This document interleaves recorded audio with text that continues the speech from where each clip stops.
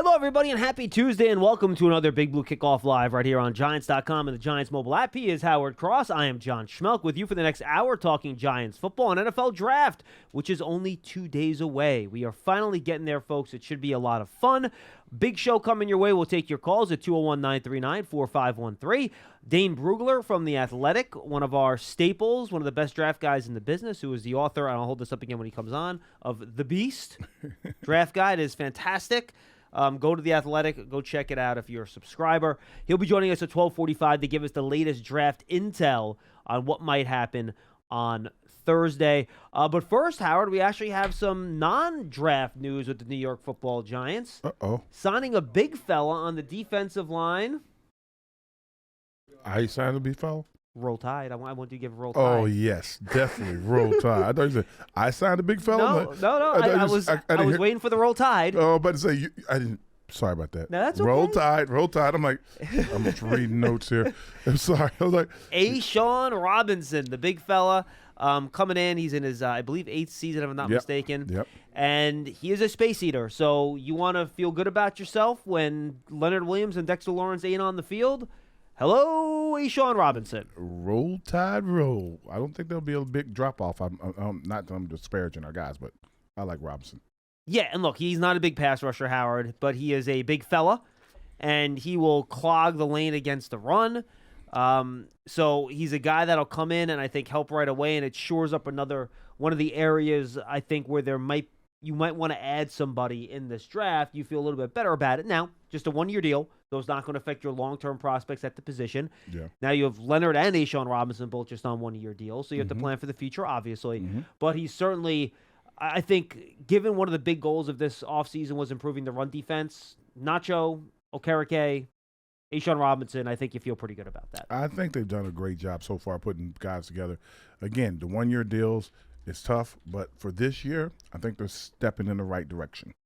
Yeah, I think they are too. All right, so that's that with the free agency. Again, we're going to have Dane Brugler on in about 12 minutes here to talk some draft. Just to give you an idea of Robinson, he was a second-round pick of the Lions in 2016, 6'4", 330 pounds, big fella. He's 28 years old, and he's just been a consistently good run stopper over the course of his career. Does not have a ton of career sacks. That's not what you're looking for out of him. That's not what he does. He is a first and second down player, and that's when you're going to use him. He is going to be the guy that's going to help Wink's defense look even better. Because if you can stop the run, and he will stop the run, he'll be a big part of that, it's going to make guys have to throw the ball, and it'll be all of a sudden, you can get all the blitz and everything's covered. It's going to be tough for them. Here's a question for you. Start behind the sticks. Here's a question for you. Let's say you roll out Leonard, Dexter, and Robinson, early in the game against a team like Philadelphia, right? Okay. Who do you think plays the nose, Dex or Robinson? Oh, it's a good question, right? That's a great question, but I think it'll be Dex that will slide over because it gives him more freedom. Because he has better movement skills than Robinson does. It's even more so than that. It's just that Robinson, the center gets, the nose tackle gets doubled a lot. Sure. He gets chipped a lot. But if you put, Leonard on one side and Big Dex on the other side, it's a problem. Then, Robinson will not just – it'll make him a pass rusher almost because the centers aren't going to be prepared to stop a guy like that. Yeah, because he'll get one-on-ones because guys are worried about Leonard and Dex, right?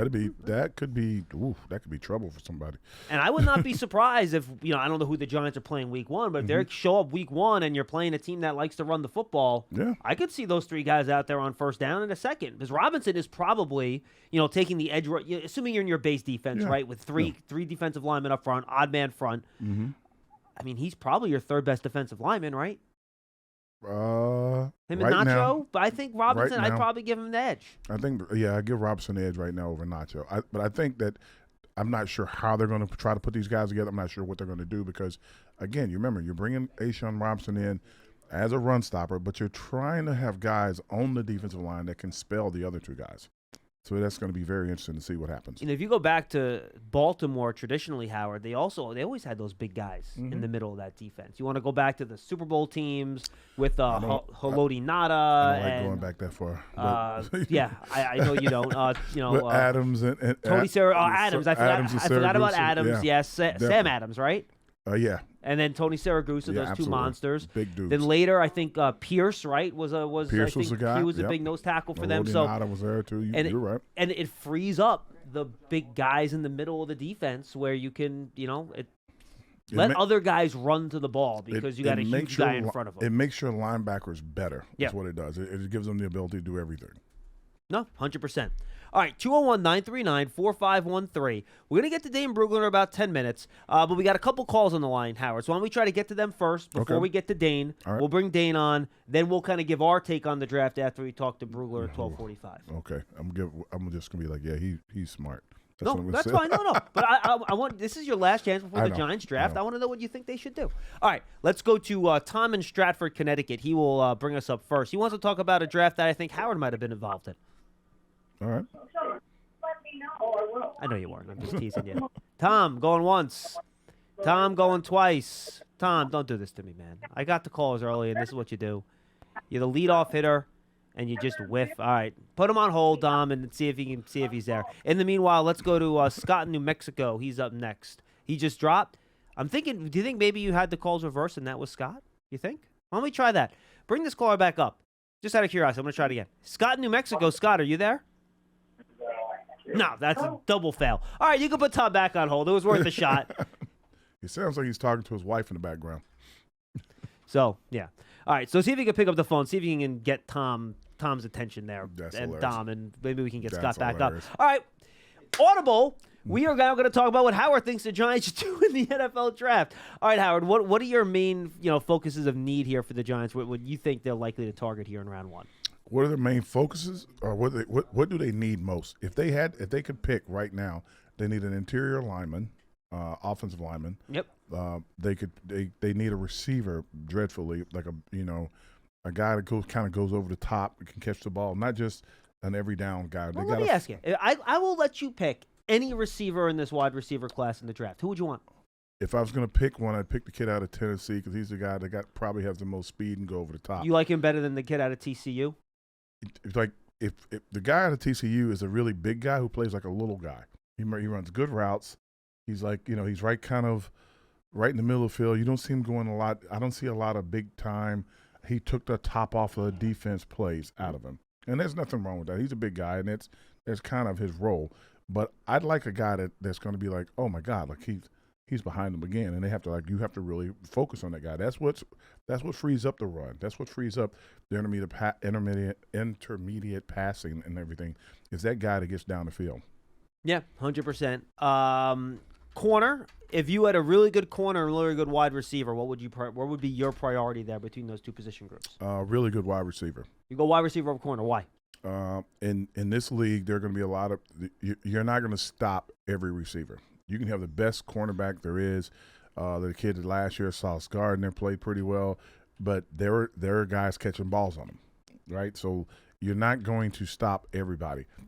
My ideal is that the league has been kind of crafted this way over the last, I guess, decade or 2 decades, where it's more of a scoring league, and the best corners in the league don't prevent games from being won. The best receivers in the league cause games to be won. No, I'm with you. I think offense is. Frankly, I just think offense is more important in the league now. I think eventually you're going to have to outscore a team to beat them. Offense is just too hard to stop. Well, that and the fact that they changed all the rules to make it easier. Oh, of course, yeah. So it was like it's all baked in. Yeah, if you change all the rules, you can't touch them after 5 yards. You can't hit the quarterback. You can't hit receivers. You can't hit you can't hit a receiver. It's called the defenseless receiver rule, which I don't understand. If he has the ball, he's not defenseless. But they have all these different things that make offense easier to go. You have to have a really good receiver. You just have to. Howard, we are on the same page. All right, let's go back to the phones, and we'll go to Tom in first. Tom, what's up, man? Have you gotten yourself under control there? You're good now? Oh, no, I am so excited. I'm just like Paul. I'm climbing the walls. I can't wait for Thursday, and even more so, Friday. All right. I don't know if being just like Paul is something you want to brag about, Tom, but you do you, my man. I am making an eggplant parmesan dinner for myself on Thursday night, too, Paul. He is Paul. He is Paul if he's doing Paul. that. Absolutely. He has to have some pasta with that, too, by the way. A little garlic bread, some marinara. Oh, yeah, I got it all going. Oh, so Paul's going to be on tomorrow? Paul is next on Thursday, I believe. You have Howard. Okay. Yeah. I was He's very just calling to disappointed. tell Paul that I've been trying to call in and catch Paul for the last couple of weeks because I think like 3 weeks ago we was talking about drafting Belcher and making him the center. And I was going to ask him if he remembered someone holding up a card at the 82 draft that said, "Let Odd be your guard." And Paul's, he's got a wealth of knowledge about the Giants. I was going to ask him if he remembered that. Well, Tom, Howard and I do not remember that, so that's the best I can do. 82. Okay, well, that works. I'm sorry. I thought that was good. They got him in the 8th round, too, I believe. So. Billy Yard, good offensive lineman. Played very well Yeah, for the Giants. yes, he did. He did a good He job. was one of the suburbanites. Yes, he was. I just love that sign. Let Odd be your guard. That's All right, thank you, Tom. Well, anyway, guys, have fun Thursday. All right. You too, man. Bye. I was 1 year old in 1982, and you were what, about like 8? I was older than 8. I was probably. When were you born? 67. Oh, you're 67. Oh, you're So- old. I forgot. I was like, oh wow, thanks. That's really nice there, John. That's right. That's okay. But 82, like I'm far enough I away from you where I feel comfortable making jokes it's- like that. you can make jokes. We have the same haircut. That so we it's do, okay. absolutely. Yes, we do. Fine head of hair. Fine head of hair. All right, let's get to Scott, New Mexico, before we get to Dane. We're going to only hold Dane, guys, for about 10 or 15 minutes. So make sure once we get Dane on, you guys can get on the line, and we'll take you for a full half hour between 1 and 1:30. Scott, what's going on, pal? Hey, guys. I really liked the interview you gave yesterday, John, with, is it David Silverstein? Yep. And by the way, that interview is good, Scott. And I tell fans, go check out the interview I did last Friday on the Giants Huddle podcast with T.J. McCrate, the former player personnel director for the Eagles. We get into like why they drafted Devontae Smith, why they thought it his way he could succeed. I thought it was just a really good inside look at how kind of these NFL front offices look at things. I really highly recommend people go back and listen and watch both of those. Okay. Does he work with Dan Shanko, who I really like at our labs? Dave Severson does. Yes, that's correct. Okay. A couple of quick questions. The indication he made is one of his favorites for that 25th pick was Adabari out of Northwestern. But I'm still looking at hopefully Avila as a possibility at 25. But the question I have is kind of a basic one, and I'll get off the air because I know you're short on time. When the Giants have dinners with all of these players, can it act as a ruse because they're looking actually at other players and want to indicate that maybe we show an interest in this player, but they're really looking at somebody else as a deflection type of thing? You mean like when you say like having dinner at the pro days and stuff like that? Yeah, or they show an interest.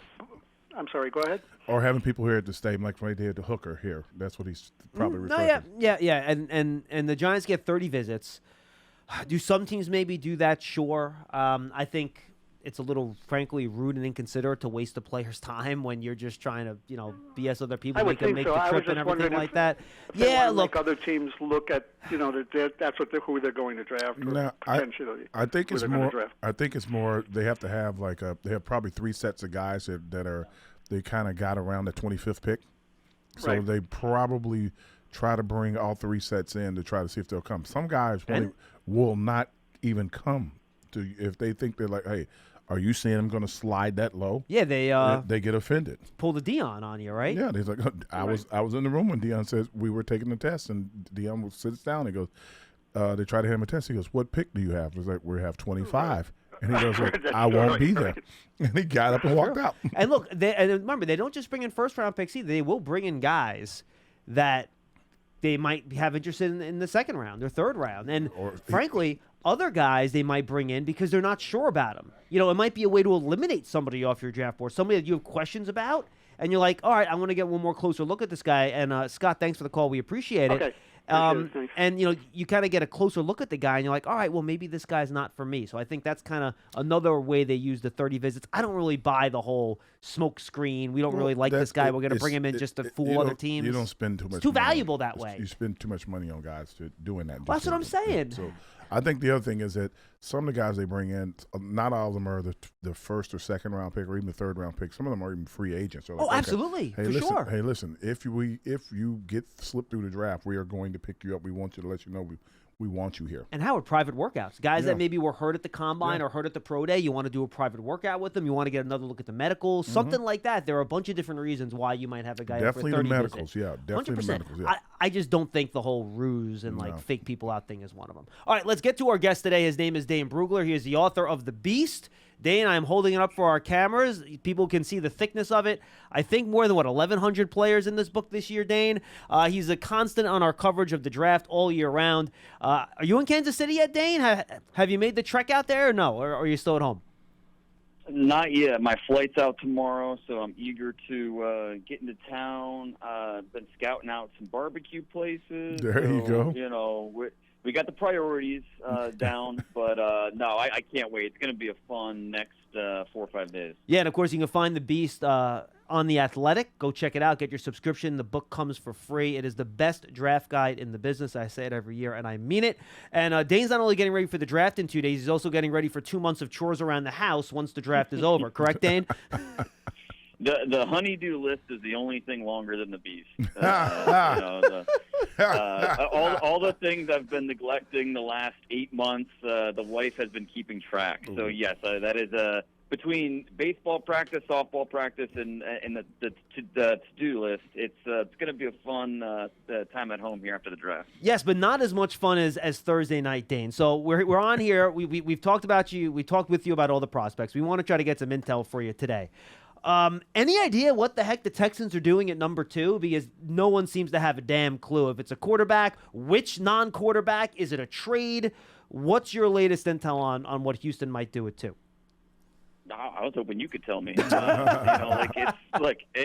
going to be interesting. And honestly, you know what? The reason we love the draft is it's the unpredictable nature of when a team's on the clock. You're waiting to see, is the helmet change? Are we going to have a trade? What's the buzz? And so I can't wait for Thursday night with as little as we know right now.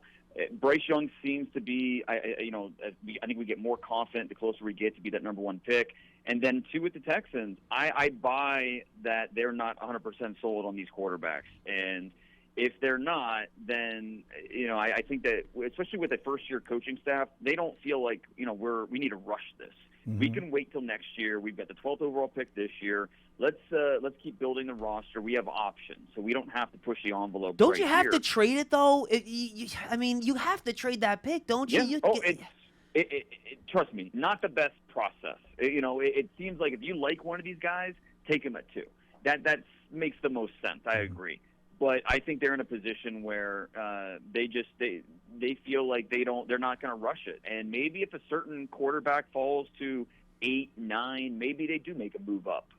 But it's going to be really interesting to see where these quarterbacks come off the board. If we see one of them fall, I don't know that it'd be that big of a shock. And if they do stay at 2 and draft a non-quarterback, I just keep coming back to Will Anderson. Let's not overthink this. Tyree Wilson is a really good prospect. 84-inch wingspan. He looks like he was built in a lab. But give me the guy that just terrorized the SEC the last 3 years. Nick Saban gushes about him. Yeah. So not just on the field, but the guy you're bringing into your locker room. You think about D'Amico Ryans and what he had in San Francisco, what he built there on defense. No, Will Anderson's not Nick Bosa, but he's a guy that is as good as he is as a pass rusher. He might be actually better as a run defender. You feel really good about who he is now and what he's going to be as a cornerstone for your defense. So I keep coming back to Will Anderson as being the pick at number 2 to Houston. Dane, you just made the Alabama alumni next to me very happy. Just FYI. All right, then. So then go through the picks. You went Bryce number 1 and Will number 2. In theory, what happens after that? So the trade market, that's where it starts to heat up, right, at number 3, because Arizona, with the state of their roster, they need picks, and I think they would jump at the chance to trade out of there. It's just who's calling. Is it the Raiders at 7? Do we see a team even further back, like the Titans at 11? But the Colts at 4, would they make a move up one spot because whether it's Will Levis or C.J. Stroud, Anthony Richardson, Chris Ballard, GM of the Colts, has done a nice job to keeping things really close to the vest. I don't think anybody has a great feel for the specific quarterback they want. Assuming they do draft a quarterback, I think that they've shown a lot of love with Will Levis. That would not surprise me at all. Mm-hmm. Talking to people that have scouted with Chris Ballard back in Kansas City and back at, they know him really well. They've said don't count out Anthony Richardson there. And then you've got C.J. Stroud staring you in the face, who a lot of people believe is either the number 1 or number 2 quarterback in this draft. So the Colts are really interesting with which quarterback they might go for, and do they stay and stick and pick at 4, or do they move up one spot just to guarantee they get their guy? And then once we get past that, okay, where do the next 2 quarterbacks come off the board? So these quarterbacks are really going to make that top 10, 12 picks a ton of fun Thursday night. Yeah, especially if Stroud drops. There's going to be a team we're not even talking about, Dane, that's going to move up to get him. I just think a team is going to be in love with him, and they're going to want him because they think he's such a good thrower. I think it's so crazy because as he's mentioned in the quarterbacks, he keeps saying Richardson. Richardson's a guy that should have stayed at Florida one more year to get polished. He can throw the ball. He's a great athlete. I don't know if he knows all the calls. I don't know if he knows the game. So it's going to be interesting to see. Absolutely. All right, Dane. That's the top of the draft. Let's lock it on the Giants here. I'm going to rapid fire a couple for you, and then I'll let Howard do the same.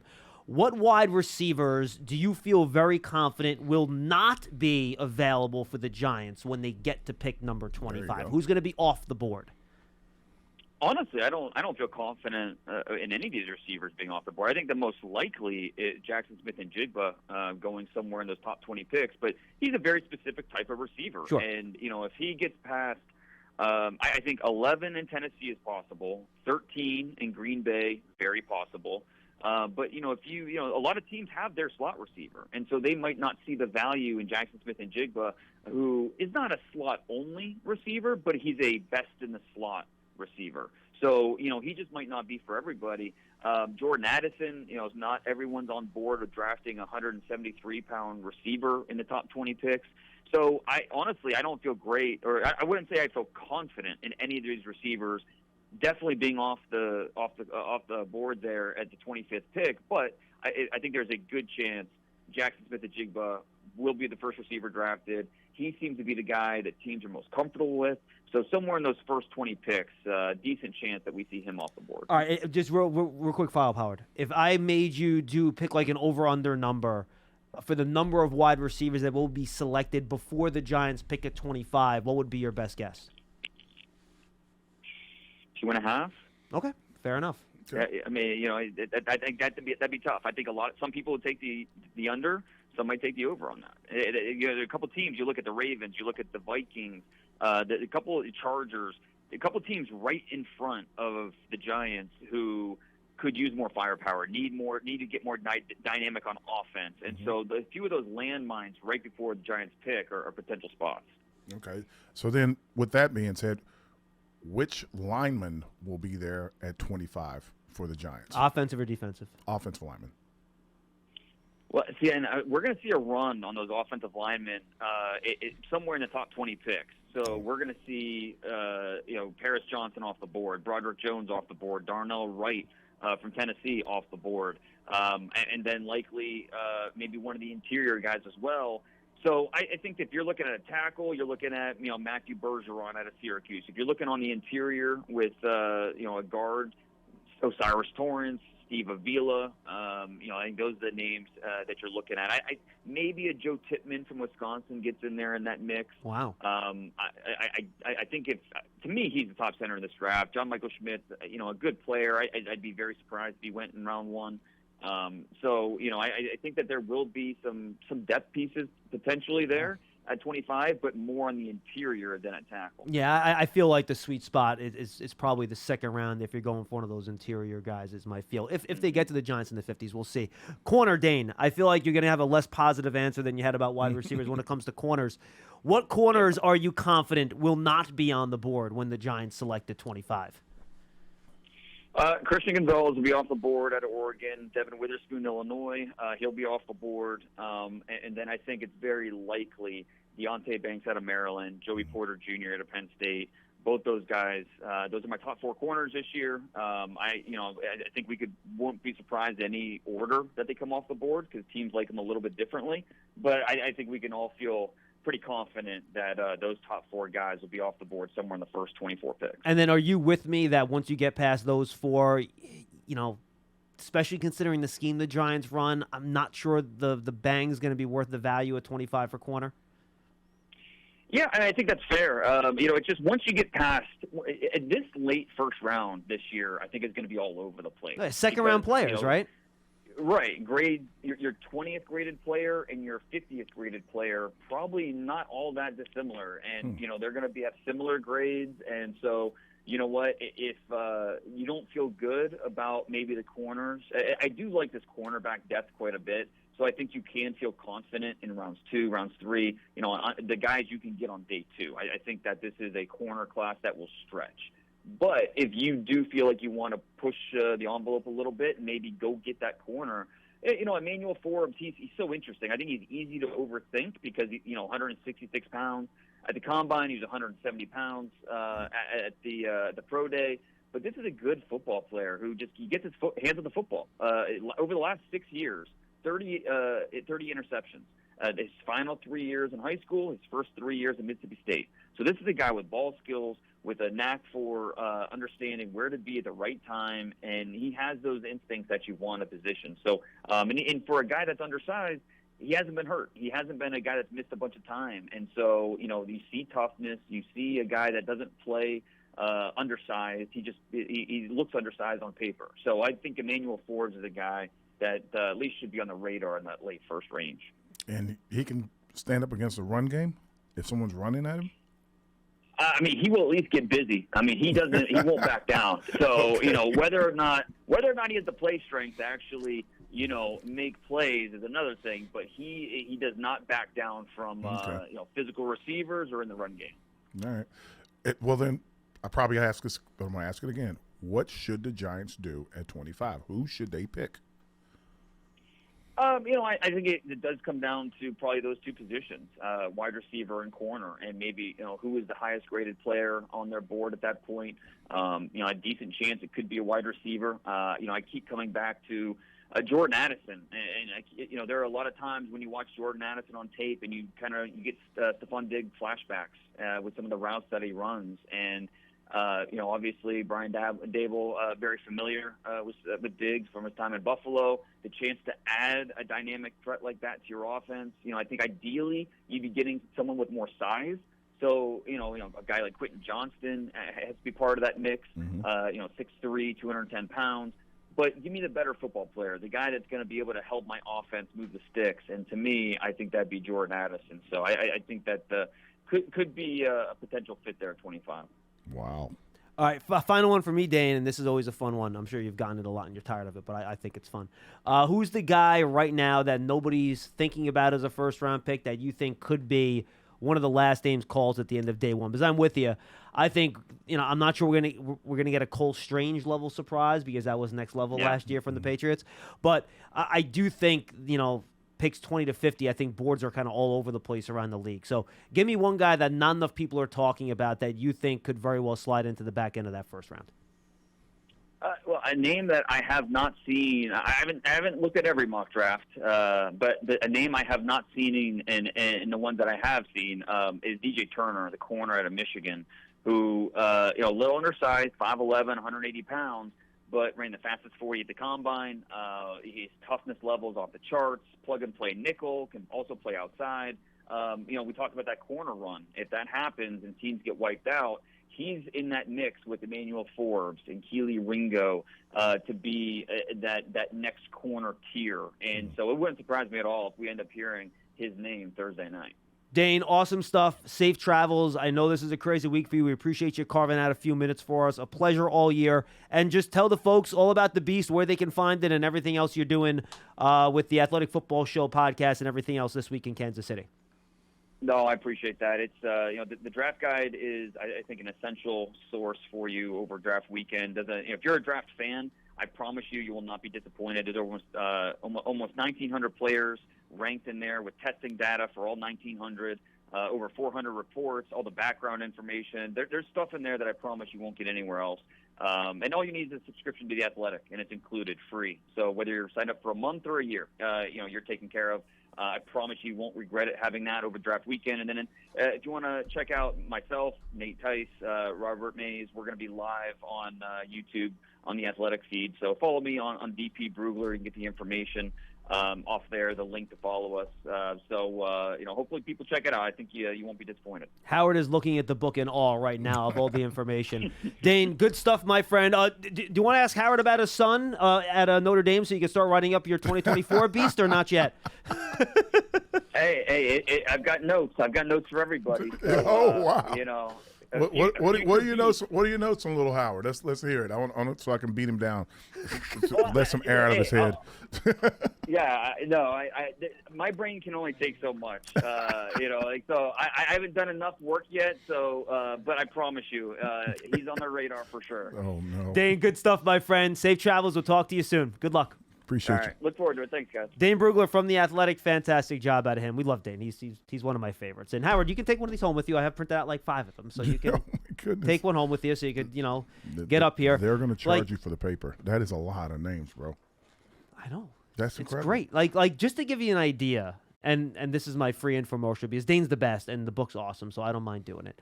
So just Bryce Young, page 4 of the draft guide. The first prospect listed in here because they do quarterbacks first, right? Uh-huh. I'm going to just read you the first line. This is the in-depth on the background information he Oh, gives. no. Bryce Young, an only child, was born in Wynwood, Pennsylvania, just outside of Philadelphia, at Lankenau Hospital, the same hospital where Kobe Bryant was born. His father, Craig, who was born in Pennsylvania, was raised in Southern California, but his mother, Julie, decided to relocate the family to Pasadena shortly after Bryce was born. Like, this is the type, it's full biographical data in here. It's the He's- amount of work Dane puts into it is just like off the charts. The Wikipedia of the draft is what it is. No, it's crazy. It's tremendous, and he does it by himself. Like, he is an editor that helps him, but Yeah. he writes everything. That's crazy. It's like that's like his job the whole year. That's too much. That's awesome. That's too much though. No, you get to day 3 of the draft, and I will not have watched everybody on day 3. I think when all is said and done, gosh, I should really count. I'll have the He's number. got the small school kids in there too, right? Oh yeah, absolutely. He's got I'm everybody gonna in find a it. good one for you. Good. I'm gonna find a good small school for you. That's why I was wondering, how do you do that? They can't even cover that many guys. It's crazy. No, it's nuts. Let me see if I can find, let's see. Tight end. I don't think there's any super small guys at tight end, but I'll go through it No. and I'll find a good one for you. But That's yes, crazy. he has Everybody. everybody. That's Everybody.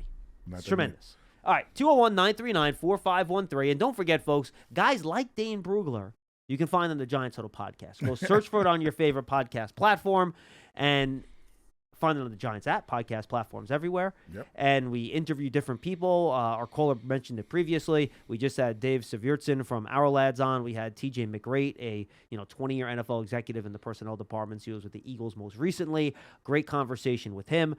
We have our episode on all O-line prospects with Sean Okay. O'Hara and Brandon Thorne coming up later on today. Nice. And then we'll have our final mock draft on Wednesday. So go find and subscribe to the Giants Huddle podcast. Same deal for draft season. Draft season is something that we do all year round now. Well, we'll take a couple months in the summer off because there's no college football Yeah, going on. yeah. But we do it pretty much 8 months a year, I'd say. Mm-hmm. Tony, Pauline, and I, and we'll try to get a third musketeer in there with us this year for the next draft. We go through the draft. We talk draft. We just had an episode post yesterday of draft season with Tony Pauline kind of doing the same thing we did with Dane. I kind of posed a bunch of over-under and factor fiction questions to try to figure out what's happening in the first round. It's a great episode. Go search for draft season on your favorite podcast platform or on the Giants app or at giants.com/podcast. And remember, for all of our podcasts, including this one, Big Blue Kickoff Live, or an Apple podcast, please leave that 5-star positive review. It really does help us out. Can I make a formal complaint? What's your formal complaint? I went to the spring game in Notre Dame last week. Oh, how'd that go? It was 40 degrees. So not so springy. It was sleeting for a while. It snowed for a while. Please tell me you're on the sideline. I was sitting right behind Howard to talk to him, and they took him out at halftime. And I'm like this because I'm out. I'm like, I'm upstairs. And yeah, I'm like, gone. Basically, he's like, I'm out. And you're like, Me too. Formal complaint. Like father, like son, Howard Jr. For all you Catholics out there, y'all got to do something about the weather. Baby, that was ridiculous. Never seen anything like it. How'd he play? I thought he played all right. But he only got to play a half. I think he had like 2 sacks, 3 or 4 tackles. I don't know how they're the offensive line could be the right offensive line for both sides, because you got starting defensive guys on both sides. Right. You can't get an offensive lineman for everybody. How did Hartman, the quarterback, look? He looked okay? Looks like they're going to be having a very explosive offense. Really? Yes. We haven't seen an explosive offense at Notre Dame in, boy. All I'm going to say is that that kid looks like he should have just gone into the draft. Who, Hartman? Yeah. He looks that good. And I'll tell you, when I was watching the A.T. Perry tape at Wake Forest, he could sling it, man. He's spinning the ball like crazy. Absolutely. I'm like, boy, I'm like, what happened there? All right, let's get to it, folks. We got about 25 minutes here. We are going to take your calls. We're going to rock and roll. 201-939-4513. Len in Columbia, Maryland will lead us off. Hello, Len. Hey, Len. Hey guys, how you doing? What's going Very on? Good. Hey, we're getting close, obviously, huh? Oh man, As close as you get. Here we go. Can't wait. It's been a long wait, but here we go. Thursday night. John, I want to start off with Robinson. Sure. I'm kind of excited about that signing. I mean, we were really weak at that position. I mean, there just wasn't any depth at all. I mean, I couldn't see us going into the season. We were going to have to draft somebody fairly high. So Robinson's a good pick, but I was kind of, or a good signing, I should say. I was kind of disappointed to hear you ask the question about whether or not he plays inside and Dexter moves outside. I mean, geez. I mean, Dexter Lawrence, we changed positions with him already one time in his career, and it was a positive change, obviously. I mean, Robinson's that outside guy. Robinson's not an outside guy, Williams. Len. Robinson is not an outside guy. Robinson is a nose tackle. All right. I meant outside on the defensive line, opposite Leonard Williams.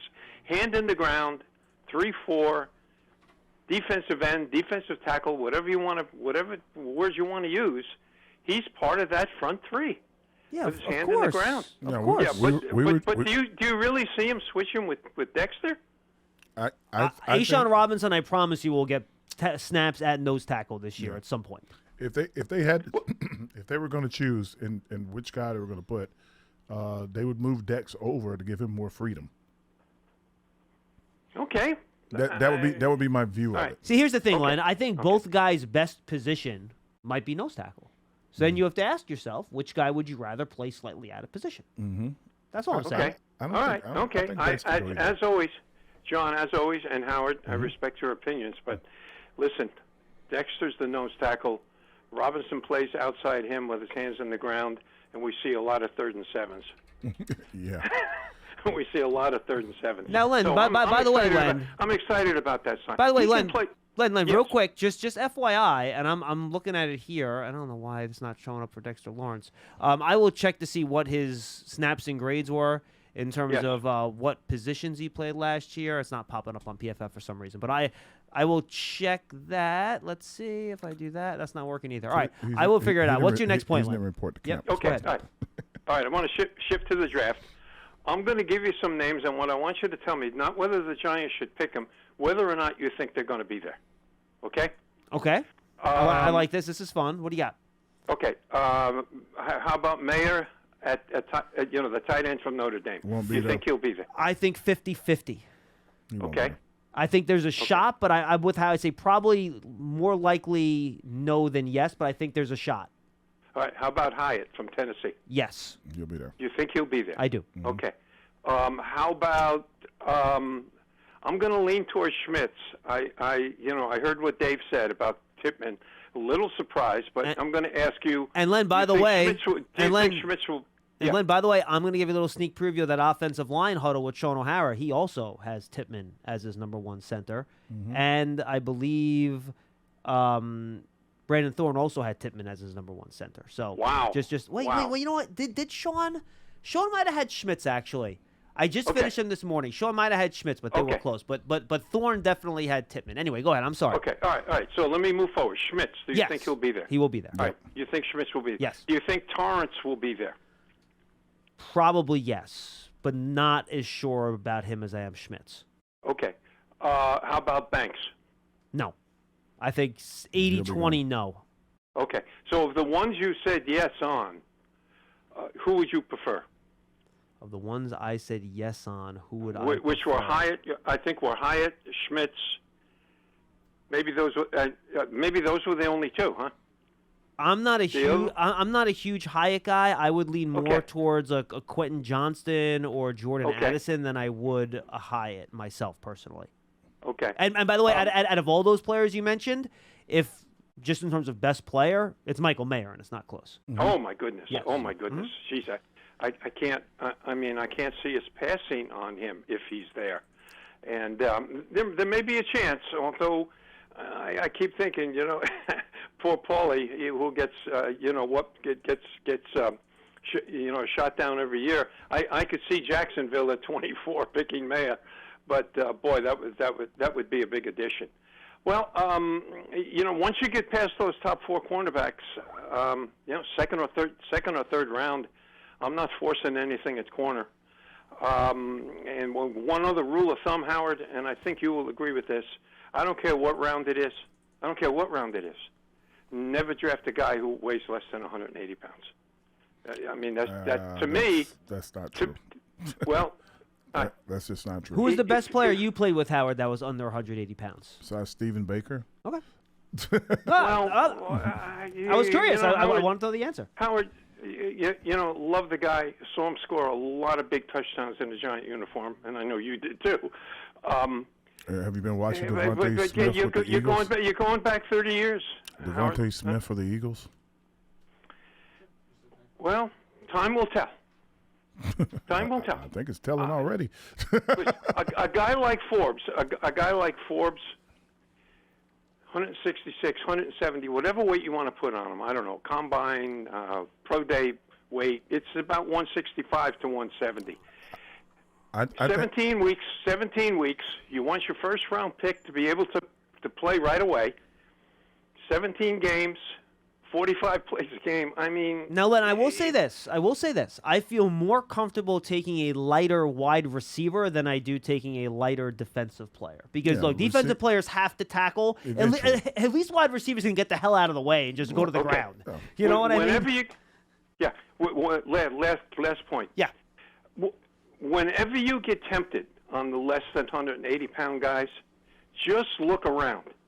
There are other players there, too. Okay. Fair enough. Thank you, Len. Hey, thanks for taking my call. Let's go Giants. I'm really excited. John, we'll probably talk on Friday. Are you on Friday? Yes. Well, not you, but is the show on? We will have regular shows every day at 12:30 this week, yes. Okay, great. Yes. Hey, Thank you, Len. Appreciate the for call. Hey, look, I'll just put it this way. And this was a Bill Parcells quote.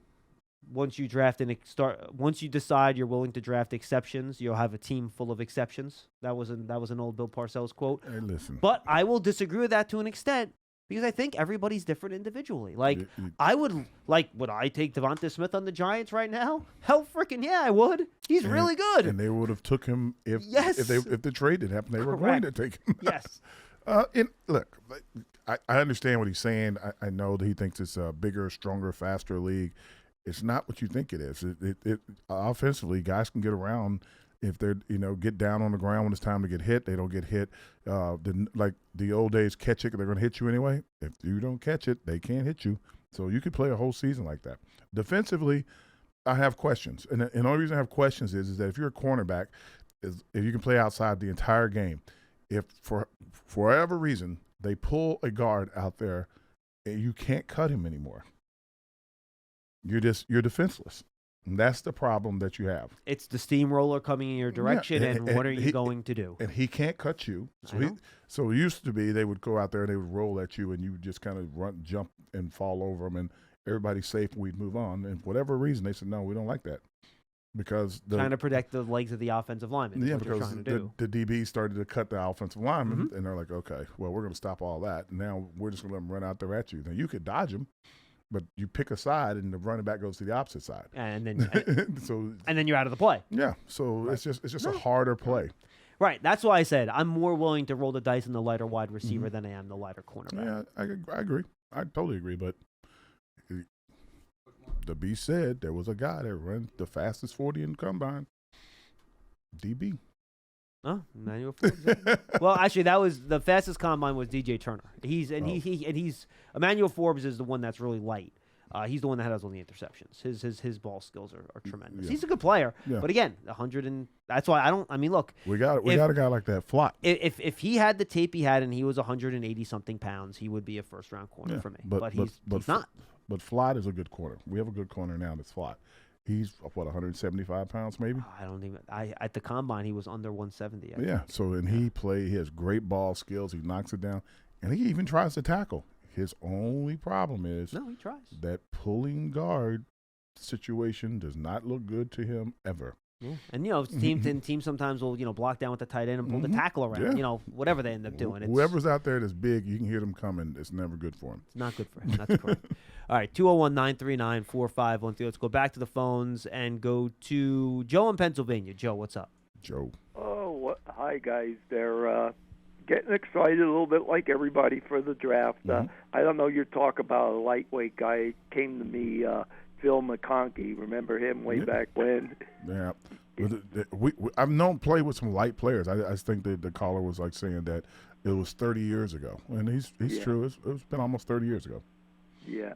To me, in the draft, it just looks like these receivers, even the cornerbacks, where we're going to pick. If we have a chance to trade back, we could get our center in. We can get a cornerback, and we can get a receiver, and they're all pretty well close together. That's just my opinion, the way everybody's talking.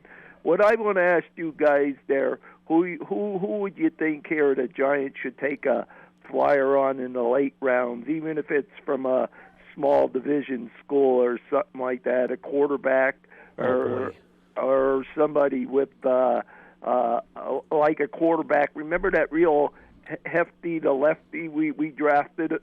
Yeah. Jared Lorenzen out of he actually went to Kentucky. He went to a pretty big school. God rest his soul. Yeah, he did. But you know what I mean? It was a flyer. Wasn't he a late round guy? I think he was. All right, this isn't necessarily a late round guy, Joe, but Dwayne McBride went to UAB, and that's a smaller school. He's a running back. Okay. Kind of a between the tackles guy. I think he's a day 3 pick. I think he's a very good back. He wanted a smaller guy, Marte Mapu, who is like a linebacker, pass rushing, safety, kind of 220-pound hybrid dude out of Sacramento State. He's going to be a day 3 pick, and I think he's a guy that I think teams are like, okay, that guy has some skill to him. Yeah, it's going to be the kid from the Division II school, the quarterback. It's not going to be a Giants pick. The kid from that. His dad was a champion arm wrestler. Yeah, he's gonna be the one someone's gonna take a flyer on. Yeah, Shepard. Yeah, I'd like to take a flyer really on a quarterback or a running back. But one thing I want us to do, Gad, here, I don't know, like last year, we always have trouble with somebody returning punts or punt returner. To get somebody back there that's fast and he could do that job. Because I don't know who we have in line. That one receiver we got from Indianapolis, that's fast. Does he run back the punts?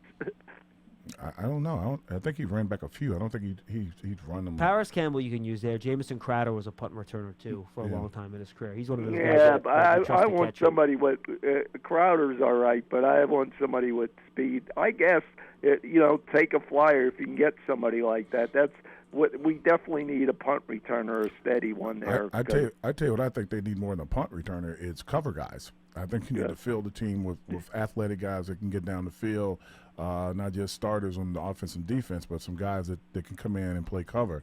Because the coverage teams last year were sometimes suspect.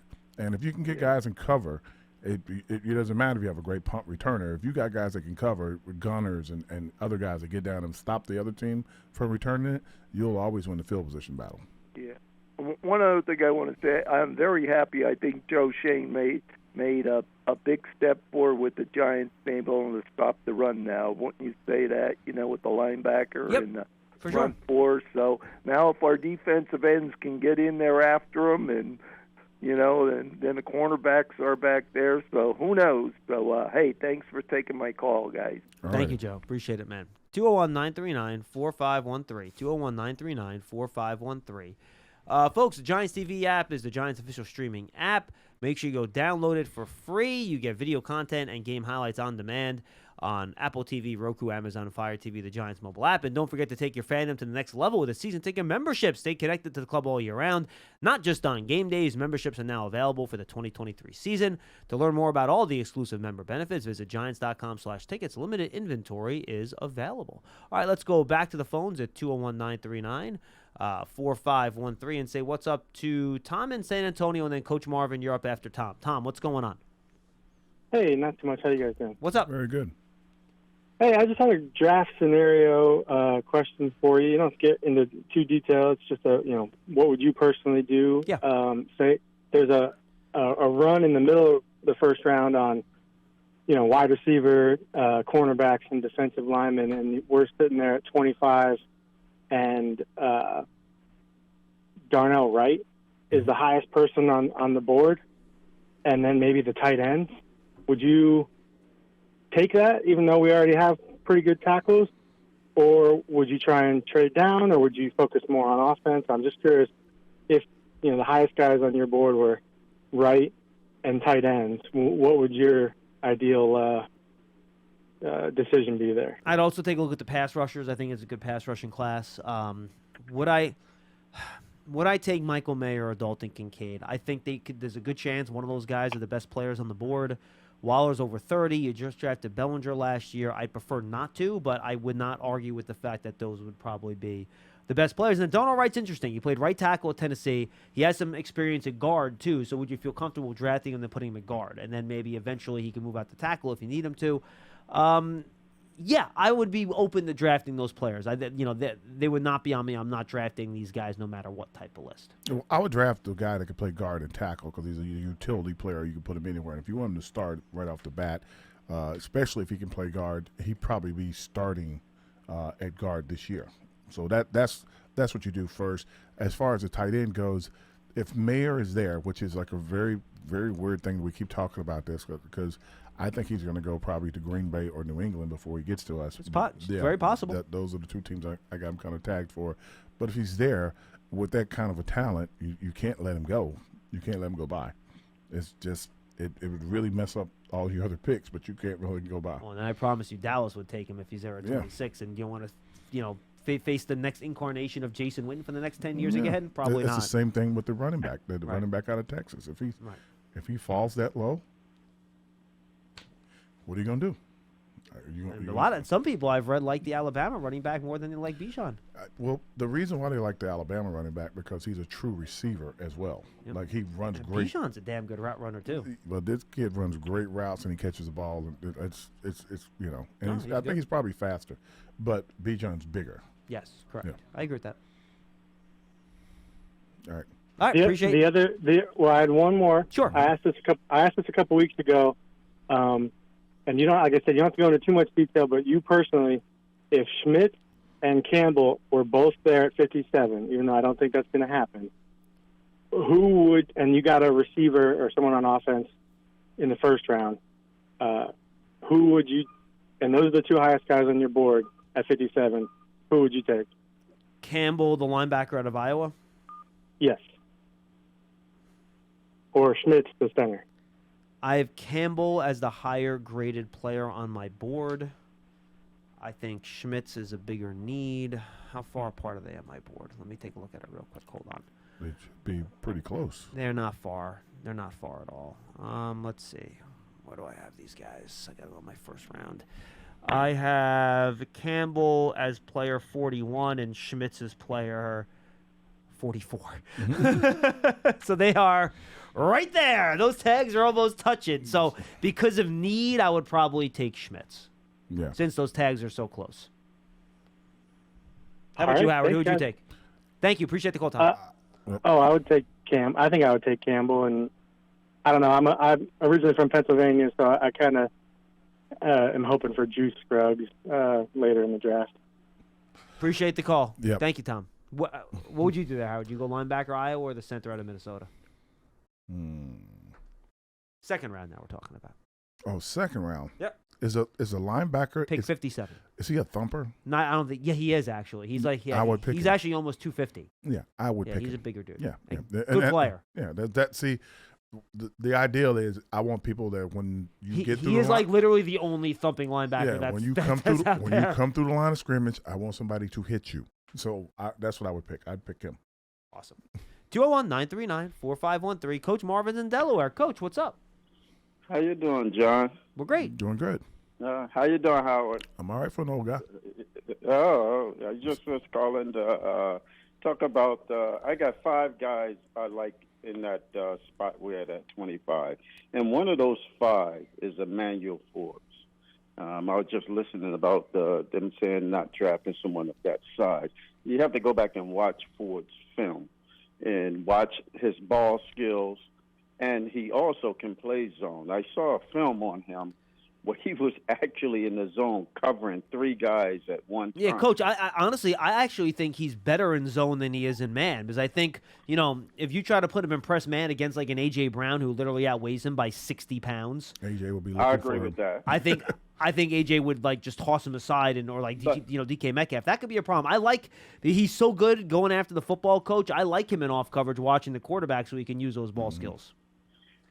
Yes, I can agree with him. You matching him up with someone of that size and him trying to press him, that'll be difficult. But I'm also thinking in a sense that we pay these guys millions of dollars, and the franchise is worth billions. I'm sure they got somebody there to help him with his weight and help him put weight on. Some guys just don't have the frame for it, though. Did you see that fight the other night? The one on the big fight the other night where the one guy asked the other guy, because his normal weight was 150. He cut him down to 135, and he goes, I don't want you to come in over 138 or 140. They both came in at 140. He was dehydrated. He hit him in the stomach twice and knocked him out. So, when it's your weight, it's your weight. Right. You can't. Right. You can get big, but it ain't the big you want. You can get. Look at me. Yeah. Well, I'm thinking in the sense that they get him, you get him a little more muscle, and you also get him somewhere 175. But you also look at Sauce Gardner as a slim fit guy too, who also played well at corner. I think he's over 185. He's pretty heavy. I'm not sure how much he weighs. I will look know that he's up. a slim built though. Yeah. But who else do you like, Coach? Forbes have shown that he can tackle, and he's not scared to get up in there. And I see I know the concerns, but you know what? We break all these guys down, and we hit all of them with their negativity. You got Young, who's up there playing quarterback. What they saying? All his weight, and some guys, some think they're not fast enough, or you're not strong enough. They break them all down. So everybody have their faults. And I'm like Parcells. Watch the film and see if he plays. And the guy can play. Okay. He seriously can play. Who else do you like, I Coach? wouldn't have a problem with drafting him. All right, guys. No, Coach. No, Coach, hold on. I wasn't trying to get rid. Yeah, you said you had 5 guys you like there. You have Forbes as one. Give me the other 4. Oh, you want to? Yeah. You want to hear the others? Yeah. Oh, I didn't know if you wanted to hear them. No. Let's have him. Show me something. Show me something. The one Banks is the one I like. Dante Banks. Mm-hmm. I do like Dante Banks. Yeah, me too. I like Zay Flowers. I think this is an explosive receiver. He just makes things happen. He high points the ball very well. I've seen some film on him in a game where he high pointed the ball over 2 defenders, and he's just a play waiting to happen. It seems like every time he touched the ball, he has a chance to go all the way, and that's a true playmaker to me. Only 5'9", though. Only 5'9". Again, I look at the way they play. Sometimes guys play bigger than they are, and if you can play bigger than you are, I'm willing to give it a shot. Again, you got to bring them in. I don't get to see them in person, so they have to bring them in and look at them and talk to them and see if they can if he can do those things rather than us guessing. For sure. Because I don't know. Absolutely. I'd rather give him a chance on the field and show me he can do it rather than me saying, well, you just a slot. No, give him a shot at playing it and see if that's what he is. Okay. Emmanuel Forbes is the other. And the other two is either one of those two centers. I'm not really choosy on those two guys, but either one I'll be satisfied with. I mean, anyone the Giants pick, I'm going to trust in that office that they're going to pick the right guy. So whoever they pick, I can't change it anyway. So I'm going to have to be happy with it and deal with it, and hopefully they'll perform. But those are the five. Those right. two centers are the last two. Sounds good, Coach. Okay, Appreciate the call, man. All right. Good talking to you, John. You And too. You too, Howard. See, now what I liked about Coach Marvin's call, unlike Datino, and Dom knows I get on him about this. Datino's like, I would love this guy, or this guy. But, Paul, they're all going to be in the top 15. But those are the guys that I want. Coach Marvin at least actually named guys that are probably going to be available when the Giants pick. I will give him credit. That's a good job. He's a studier of the game. Yeah. He's call himself coach. I like that. No, I believe he was a high school football coach his whole life. Well, he's watching guys. He's doing a good job. No, Coach Marvin's the best. 201-939-4513. Let's go to Quincy in Florida, and he will wrap us up today. Ooh, a prospect we haven't talked about much. Quincy, go ahead. How you doing? How's it going, Howard? How's it going, John? Very good. Very good. I just wanted to call, and I had a question. I wanted to talk about Tank Dell. Now, I know we have smaller receivers, but I was wondering, like, in the first round, we pick up a cornerback, which I would like to do that. And then probably, like, they talking about Tank Dell around the third round, but we have a late second round. So I was thinking a guy like that, he would help out in the punt return. I know he's probably another slot, but I like his get off on the line, and I like how he separates. He could play a little bit of outside as well. What do you guys think about Tank Dell? I think he kind of fits the mold. Like you said, he's a good returner, which is a big thing, and he'll be a slot guy. And I tell people this when they ask me all the time. They say about all these receivers that the Giants have are kind of small. I'm like, yeah, but look who's the coach. He coached Brady with the Smurfs. Oh, yeah. So if you I don't think the Giants will shy away from drafting a smaller wide receiver as long as he can get open and separate. Yeah, like separation's king, and that's the kid from BC that he was just talking about. That kid, he could do a lot. Hey, look, it would not shock me if they would be willing to take a guy like Dell. For me, end of the second round's a little rich. Yeah. But look, I mean, Tank Dell. I mean, you watch him at the Senior Bowl. No one could cover him. No. He was running away from everybody. And just look at his production in Houston, right? In 2021, 90 for 1329. In 2022, 109 for 1398. Yeah. 29 touchdowns over those 2 years. Yeah, he's 29 touchdowns. He's a dangerous kid. He's a really good player. Again, we talk about this being only 5'8", only 165 pounds. We talk about this being a draft of exceptions. He's another one. Just he's not an exception. Just remember, Steve Smith. Steve Smith wasn't 165 pounds, bro. he was thick. He was swole. He was thick. Yeah. He was 5'8", yes, but he wasn't 165. Yeah. Only reason why I said late second round, because I know our third round. No, you're right. He probably won't get there. No, Quincy, you're right. If you want him, you probably would have to pick him at the end of the second because you're right. He might not get till to the end of the third. You're 100% right about that. But that'd be interesting if they picked him, though. Good stuff. Yeah, Thank you. I would think that'd be a real interesting pick. Thank you. Thank you, Quince. I'll throw a couple other second-round wide receivers out there just while we're here. All right? And I'm just using Dane's list as reference. I'm not using it as gospel here. You want bigger guys? Kind of using his gospel. Second round, Cedric Tillman. I'm just reminding me of names. Go ahead. Cedric Tillman, Jonathan Mingo, and A.T. Perry are second-round guys for me. A lot of people have them in the third. I like them in the second. If you want to go a little bit deeper. How tall are they? They're all 6'2" or 6'3". Okay. All right, there you go. All right, okay. They aren't like 6'4", 6'5" monsters, and they're How actually fast and they separate. Okay. For example, that's all I got the numbers here. Tillman, he's a little bit of a slower guy. He's only a 4.5 guy. He's not a 4.4 guy. But A.T. Perry ran a 4.47, which is more than fast enough. And Jonathan Mingo ran a 4.46, which is more than fast enough. Right. So they're basically the same guy. Yeah. And if you're talking about, the smaller group, Marvin Mims out of Oklahoma is a guy that he didn't run the full route tree there, but he is explosive as all heck, and he can get over the top. He's fast. He's a big play guy. And I think Jaden Reed out of Carl Banks' alma mater, Michigan State. I think he's a pretty darn good, solid player that I think does have some inside-outside flexibility. He only ran what did he run?